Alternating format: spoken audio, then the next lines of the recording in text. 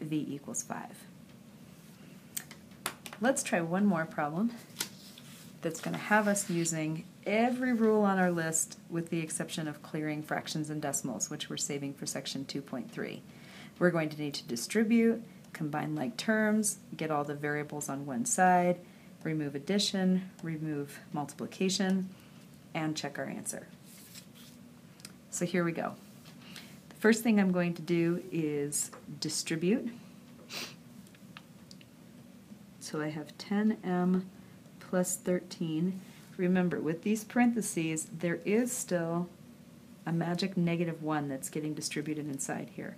So it's going to be minus 4m's plus 5, because that -1 times the -5 turns positive. And then I have m plus 3m plus 21 on the other side, because that 3 distributes to the m and the 7. Now collecting like terms on just one side of my equation, I have a 10m and a -4m that can combine to make 6m on the left, a 13 and a 5, which can combine for 18. Over here on the right, I have 1m and 3 more m's, which gives me a total of 4 m's. And the 21 doesn't have any other terms to combine with, so it's just going to stay at 21. Now I need to get all of the variables to move to one side of my equation. So just like I did up here, I took 3 v's, 3 with its v away from the right and moved it left. Again, my larger number of m's is on the left, so I'm going to take 4 m's away from the right side and 4 m's away from the left side. That will leave me with just a 21 on the right, and on the left I'll have 2 m's and an 18. Then I can remove the 18 and get 3 on the right, 2 m's still left on the left. When I divide by 2, I get, oh, sorry guys, you haven't been able to see that writing. Okay, let me slow down a minute and go back through this. Didn't realize it wasn't visible on the screen. So I think it was from about here where things started to go away. The 6m and minus 4m, 10m minus 4m gave me my 6m. 13 plus 5 gave me my 18. Over on the right, I combined an m and 3 m's for that 4m, and the 21 just came down.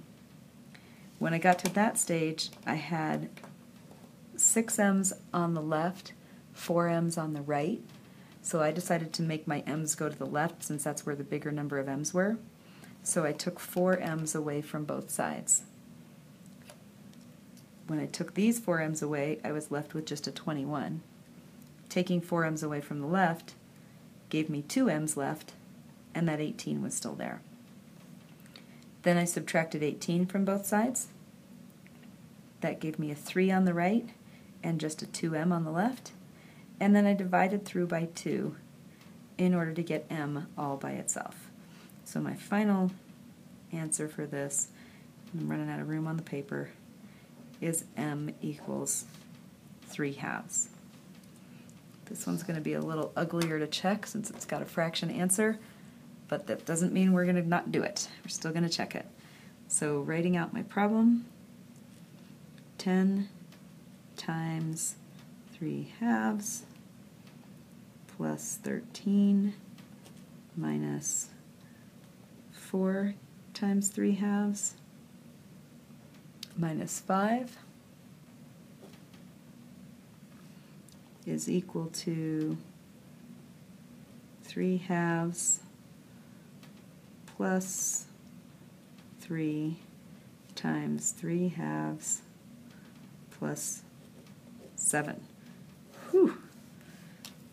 So, doing order of operations with this, I'm going to simplify what's inside my parentheses first. So that gives me a 6 minus 5, because 2 times 3 is 6, 1 times 1 is just 1. 6 minus 5 is going to give me 1, so that's going to become -1. I still have the 13.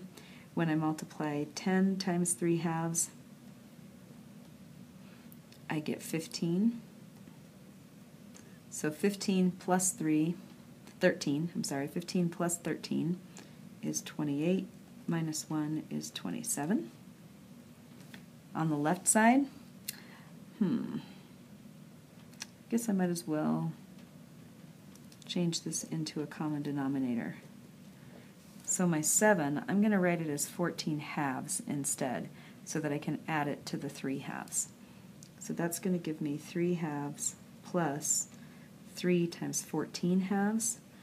14 times 3 is 42 halves, and that gives me, wait, did I do that multiplication right? Oh, 14 plus 3, sorry, 14 plus 3 is 17 halves. And then I have to multiply that by 3. And 17 times 3 is going to be 51 halves. Added to 3 halves is 54 halves. And when you divide 2 into 54, thank goodness, because I really didn't want to do this problem twice, we do get 27.